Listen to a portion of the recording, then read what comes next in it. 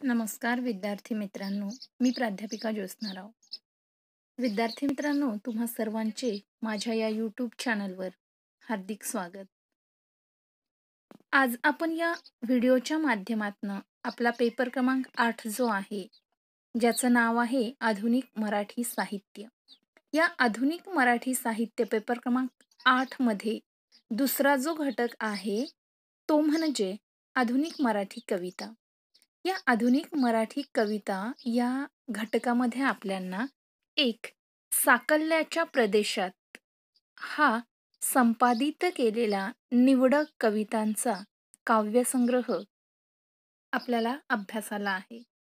तर ह्यामध्ये ह्या साकल्याच्या प्रदेशात हा जो निवडक कविता संग्रह आहे, ह्या कविता संग्रहामध्ये आपल्याला अनेक कवीच्या कविता अभ्यासाला देण्यात आलेल्या आहेत. तर ह्या ज्या कविता आहेत किंवा हा जो कविता संग्रह आहे, ह्याच्यात म्हणजे साकल्याच्या प्रदेशात प्रवेश करताना हे जे कवी आहेत त्यामध्ये भुजंग मेश्राम असतील, सुजाता महाजन असेल, प्रज्ञा पवार असतील, सचिन केतकर असतील, वीरा राठोड असतील, असे अनेक म्हणजे एकूण 10 कवींच्या कविता आपल्याला देण्यात आलेल्या आहेत. तर थोडक्यात जे प्रास्ताविक आहे म्हणजे साकल्याच्या प्रदेशात प्रवेश करताना म्हणजे आपल्याला ह्या पुस्तकाचा अभ्यास करताना सर्वप्रथम जे प्रास्ताविक आहे, सगळ्या कवींनी कशा पद्धतीने कविता लिहिलेल्या आहेत ह्याचा आढावा आपण या व्हिडिओच्या माध्यमातून घेणार आहोत.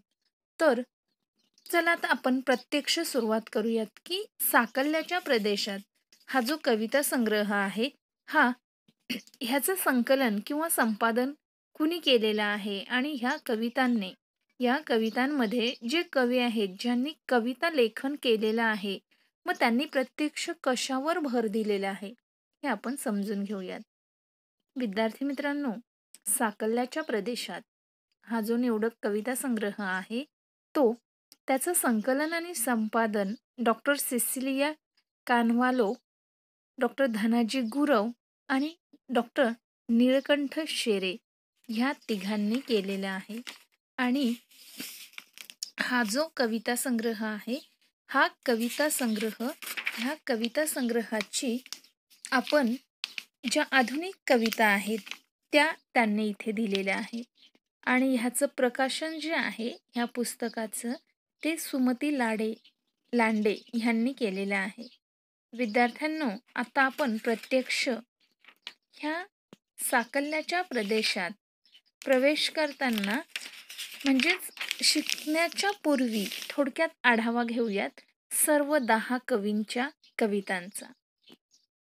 ह्या ठिकाणी साकल्याच्या प्रदेशात प्रवेश करताना म्हणजे थोडक्यात काय की प्रास्ताविक जे काही आहे ते आपण ह्या ठिकाणी समजून घेऊयात. तर केशवसूत अर्थात कृष्णाजी केशव दामले 1466 ते 1905 या आधुनिक मराठी कवितेचे जनक म्हणून आज हे सर्वज्ञात आहेत.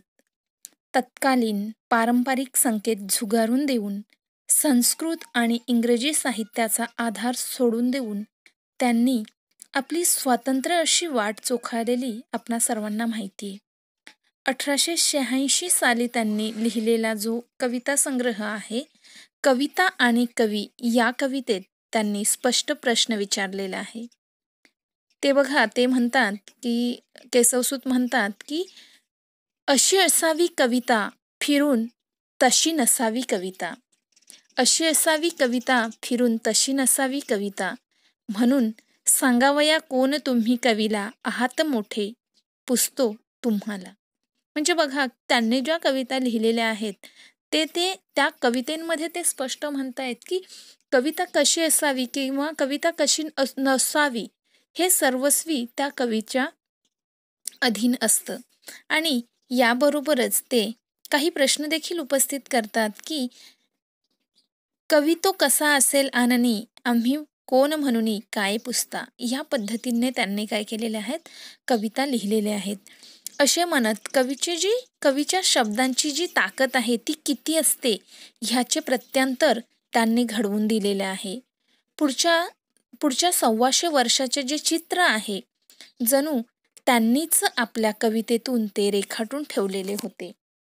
केशवसुतांनी निर्माण केलेली जी पार्श्वभूमी आहे त्या पार्श्वभूमीवर आणि त्याच्या नंतरची जी कविता आहे ती जर तपासून पाहिली तर असे दिसून येते की काळाचा जो परिपाक आहे किंवा काळानुसार त्यांच्या कवितेतून काय झालेलं आहे तो काळाचा परिपाक त्यांनी उमटवलेला आहे आणि त्यामुळे दुसऱ्या महायुद्धानंतर झालेली जी मोडतोड आहे किंवा बाळ सीताराम मर्ढेकर यांनी यथातथ्यपणे ते शब्दांकित केलेले आहे. कामगार आहे मी, तळपती तलवार आहे असे म्हणत नारायण सुर्वेंनी मोडलेला माणूस आपल्या कवितेतून उभा केलेला आहे. तर बाबूराव बागुलांनी देखील वेदाआधी तू होतास असे म्हणत माणसाचे महत्त्व ठसठशीत केलेले आहे. तसेच नामदेव ढसाळांनी देखील गोलपीठावर प्रकाशझोत टाकलेला आहे. म्हणजेच एकंदरीत अनेक लेखकांनी ज्या कविता लिहिलेल्या आहेत त्या प्रत्यक्षपणे अनुभवाच्या आधारे लिहिलेल्या आहेत. अशाच पद्धतीने भुजंग मेश्राम हे जे आपले लेखक आहेत ह्या कविता संग्रहामध्ये आपण एकूण 10 कवींच्या कविता अभ्यासणार आहोत. त्यांची नावं सुद्धा मी या ठिकाणी सांगते. पहिले आहेत भुजंग मेश्राम, त्यानंतर सुजाता महाजन, त्यानंतर अजीम नवाज राही, त्यानंतर प्रज्ञा दया पवार, नंतर हेमंत दिवटे, त्यानंतर सचिन केतकर, नंतर कल्पना दुधाळ, विरार राठोड, रमजान मुल्ला आणि शेवटचे 10वे जे कवी आहेत ते म्हणजे इग्नेशियस डायस. विद्यार्थ्यांनो, ह्या कविता संग्रहामध्ये आपल्याला या प्रत्येक कवीच्या 3-3 कविता अभ्यासाला आहेत. तर आता आपण प्रत्यक्ष ह्या कवींच्या ज्या कविता आहेत त्यांनी थोडक्यात आपल्या कवितेमधनं काय सांगण्याचा प्रयत्न केलाय हे इथे समजून घेऊयात. भुजंग मेश्राम ह्यांनी ज्या कविता लिहिलेल्या आहेत, भुजंग मेश्राम ह्यांनी आपल्या कवितेमधनं सर्वहारा जाती जमातीचे अनुभव विश्व आपल्या बोलीतनं टिपलेले दिसते. जळजळीत आशय, उपरोध, वेदना यासह एका जंगलातून दुसऱ्या जंगलाकडे जाणाऱ्या माणसाचा जो जीवनाशी चाललेला संघर्ष आहे तो त्यांनी आपल्या कवितेतून चित्रित करताना सार्वत्रिक व सर्व पातळ्यांवरून उठाव करताना तो कशा पद्धतीने केला हे उलगुलान त्यांनी आपल्या कवितेतनं मांडलेलं आहे. ते म्हणतात, कवीचं मरण जीव जाण्यात नसतं, कवीचं मरण जीव जाण्यात नसतं तर समतेचा मेकअप केलेल्या भुऱ्या संस्कृतीच्या मृगजळावर एकतर्फी जीव लावण्यात असतं. बघा, भुजंग मेश्रामांचं एक वाक्य आहे, कवीचं मरण जीव जाण्यात नसतं तर समतेच्या मेकअप केलेल्या भुऱ्या संस्कृतीच्या मृगजळावर एकतर्फी जीव लावण्यात असतं. असाही एक प्रश्न ते विचारतायत. ह्या पद्धतीने त्यांनी काय केलेलं आहे की ज्या वेदना आहेत किंवा एखाद्या व्यक्तीचा म्हणजे आपल्या जीवनात चाललेला जो संघर्ष आहे तो त्यांनी आपल्या कवितेतनं मांडलेला आपणास दिसून येतो. त्यांनी आपल्या ज्या 3 कविता ह्या ठिकाणी आपणास दिलेल्या आहेत त्या म्हणजे पहिली कविता त्यांची आहे शाळेबद्दल, दुसरे आहे पूर्वपीठाचं दळणकांड आणि तिसरे आहे बिरसा मुंडा. इथे दुसरी जी आपली कवी आहे ती म्हणजे सुजाता महाजन. आता सुजाता महाजन ह्यांनी भिडावं लागेल स्वतःशीच, त्या वाट पाहतात आणि अपरिहार्य मौन ह्या 3 कविता त्यांनी लिहिलेल्या आहेत. आता ह्या तिन्ही ज्या कविता आहेत किंवा सुजाता महाजनांनी स्वतःत दडलेल्या परश्रीचा शोध जो म्हणजे स्वतःमध्ये दडलेली जी परस्त्री आहे, दुसरी स्त्री आहे, तिचा शोध घेण्याचा प्रयत्न त्यांनी केलेला आहे. म्हणजे त्यांनी त्यांच्या कवितेतनं एक दुसरी स्त्री कशी आहे स्वतःमध्ये दडलेली हे वर्णन या ठिकाणी केलेलं आहे. त्यानंतर तिसरे जे कवी आहेत ते म्हणजे अजीम नवाज राही. या अजीम नवाज राही यांनी पहिली जी त्यांची कविता आहे ती म्हणजे जातीय दंगल. दुसरे आहे प्रतिकूलच्या टायरखाली चिरडताना आणि तिसरे आहे वर्तमानपत्र. त्यांनी देखील आपल्या कवितेमधनं माणुसकीचे व्याकरण शिकवणारी दंगलीची आठमूळ भाषा कोणती आणि त्याचे मूळ खोडून काढण्याचा त्यांनी प्रयत्न केलेला आहे. म्हणजे माणुसकीला काळिमी फासणाऱ्या काही घटना ज्या आहेत त्या कशा घडतात आणि त्या त्याचं मूळ काय असतं हे शोधण्याचा प्रयत्न त्यांनी आपल्या कवितेमधनं केलेला आहे. तर त्यानंतर ज्या आहेत आपल्या प्रज्ञा दया पवार. विद्यार्थ्यांनो, आपल्या प्रत्येक कवीने काय केलेलं आहे की वर्तमानातल्या ज्या घटना आहेत किंवा वर्तमानामध्ये घडलेल्या ज्या एकंदरीत ज्या घटना आहेत त्या काय केलेल्या आहेत आपल्या कवितेमधनं सादर करण्याचा प्रयत्न केला आहे. इथे चौथे जे कवी आहेत ते प्रज्ञादया पवार यांनी ज्या 3 कविता लिहिलेल्या आहेत त्यांची नावं सांगते. पहिली आहे मला लिहावीच लागते कविता. मला लिहावीच लागते कविता. दुसरी आहे रमाबाई भीमराव आंबेडकर आणि तिसरी अजून भरत नाहीये ही जखम. तर त्यांनी सुद्धा प्रज्ञादया पवार ह्या फरक शोधू पाहत आहेत. म्हणजे त्या बघा त्यांचं एक वाक्य आहे. फरक शोधू बघताहेत म्हणजे काय कसला फरक शोधताहेत ते थोडं एका वाक्यात ऐका. कविता लिहिणाऱ्या बाईंनी रस्त्यावर उभ्या राहणाऱ्या वेश्येत नेमकं कुठं वेगळे असते? विस्थापितांसाठी लढणारी कार्यकर्तीनी बेस्ट बेकरी हत्याकांडातली जाहिरा एखादी जमातवादी पंजात उर्वरित जगणारी. म्हणजे बघा एकंदरीत श्री जर ती कविता लिहिणारी आहे किंवा ती वेश्याव्यवसाय करणारी आहे किंवा एखादी विस्थापितांसाठी लढणारी कार्यकर्ती आहे, या सगळ्यांमध्ये नेमका काय फरक आहे? नेमकं हा जो फरक आहे मग तो काय आहे? हा शोधण्याचा प्रयत्न प्रज्ञादया पवार ह्यांनी आपल्या कवितेतनं केलेला आपणास समजून येत आहे. त्यानंतर पुढचे जे कवी आहेत ते म्हणजे हेमंत दिवटे. हेमंत दिवटे यांनी आपल्या कवितेमधनं पहिली जी त्यांची कविता आहे ती म्हणजे आणि इथेही त्याची मारली जाते. दुसरे आहे बेंबी नसलेला माणूस. तिसरी मनातल्या मनात चित्र पाहताना. आता ह्या हेमंत दिवटेंनी आपल्याला जे कविता दिलेल्या आहेत त्या म्हणजे आणि त्यांनी ज्या कविता दिल्यात त्या कवितेतनं त्यांना काय सुचवायचे हे आपण थोडक्यात बघू. त्यांनी ग्लोबल हवेतील कल्चरलचा जो झगा आहे तो दाखवण्याचा प्रयत्न आणि तो दाखवत जो कल्चरल शॉक आहे त्याचा प्रखर अनुभव देणाऱ्या कविता त्यांनी लिहिलेल्या आहेत. त्यानंतर पुढचे जे कवी आहेत ते म्हणजे सचिन केतकर. ह्या सचिन केतकर ह्यांनी आपल्या कवितेमधनं जी सचिन केतकरांची कविता आहे ती स्व आणि भाषेच्या सृजनशील शक्यतांचा शोध घेते. त्यांच्या कवितेमध्ये सरधोपट व ठोकळेबाज भाषेला मोडीत काढते आणि कुरूप, ओंघळ व भन्नाट समजल्या जाणाऱ्या गोष्टींनाही ती स्वतःच्या कक्षेत सामावून घेते. बघा ह्या पद्धतीने त्यांनी ज्या कविता लिहिल्यात त्या कवितेंचे नावं जे आहेत ती म्हणजे पहिली कविता आहे किडक्या दातांचं सफरचंद. दुसरे स्वगत आणि अतिशहाण्या साबणाचं दुसरी जी आहे ती कुठली स्वगत एका अतिशहाण्या साबणाचं आणि तिसरी उजेडाच्या तिरडीवर. ह्या पद्धतीने त्यांनी कविता लिहिलेल्या आहेत. त्यानंतर सातवी जी कविता आहे ती म्हणजे या ठिकाणी कल्पना दुधाळ यांची आहे. आता कल्पना दुधाळ यांनी ज्या कविता लिहिलेल्या आहेत त्यांमध्ये पहिले आहे ढग असतेच आसपास. दुसरे आहे कणसाचे मरणोत्सव.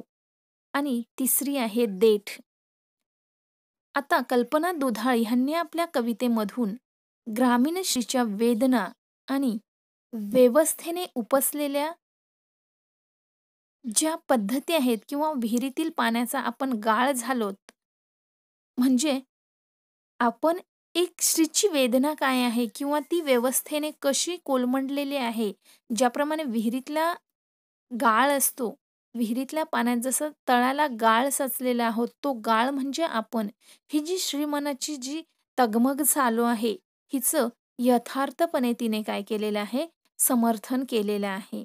अशा पद्धतीने कल्पना दुधाळ ह्यांनी देखील आपल्या कविता मांडलेल्या आहेत. त्यानंतर आपल्या 8व्या कविता ज्या आहेत कवी, ते म्हणजे वीरा राठोड.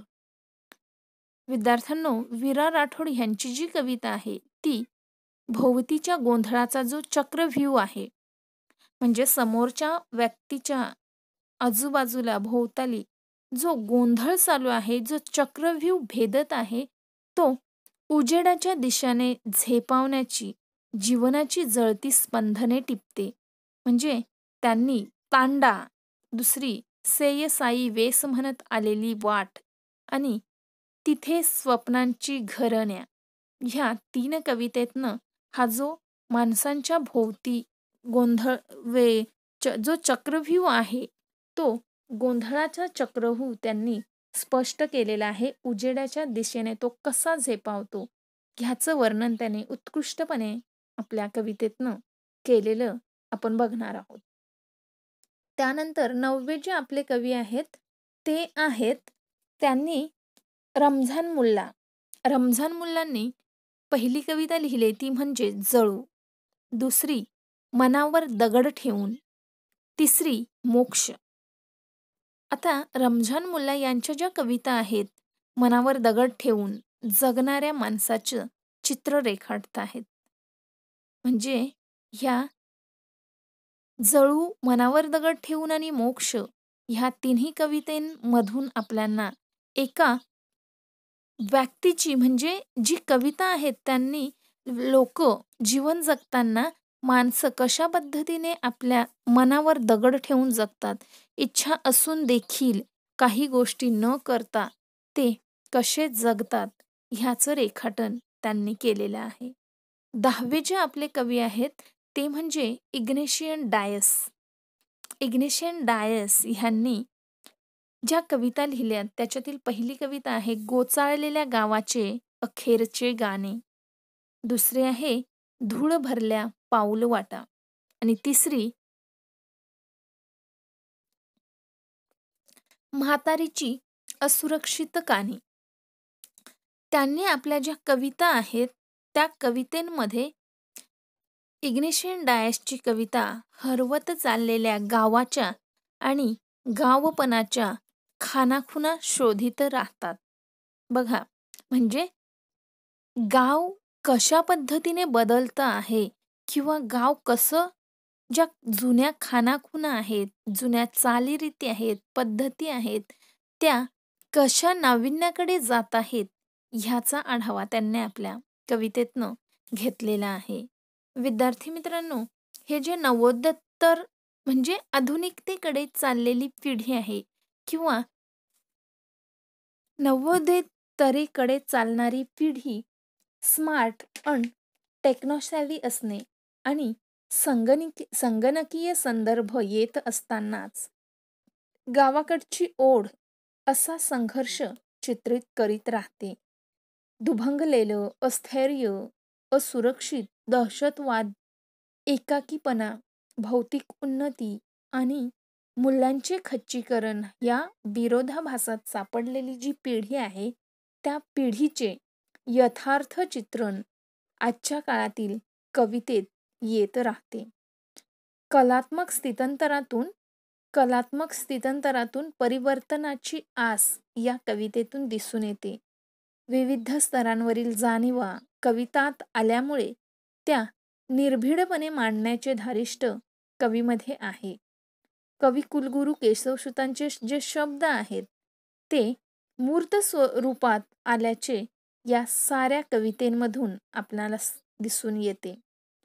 ज्याप्रमाणे गभा सरदार यांनी संतांच्या काळात ज्याप्रमाणे गभा सरदारांनी संतांच्या काळात आध्यात्मिक लोकशाही निर्माण झाल्याचे म्हटले आहे, तसेच आज 800 वर्षानंतर सांस्कृतिक लोकशाही निर्माण झाल्याचे चित्र दिसतं आहे. विविध समाज आणि व्यवसायाचं प्रतिनिधित्व करणारे जे कवी आहेत आणि ज्या कविता आहेत, हे मात्र त्यांची साक्ष आहे. त्यामुळे पुन्हा एकदा केशवसुतांच्याच शब्दांचे प्रत्यंतर हे आपणास येत असते. त्यांचे एक छोटंसं वाक्य आहे, ते मी सांगते.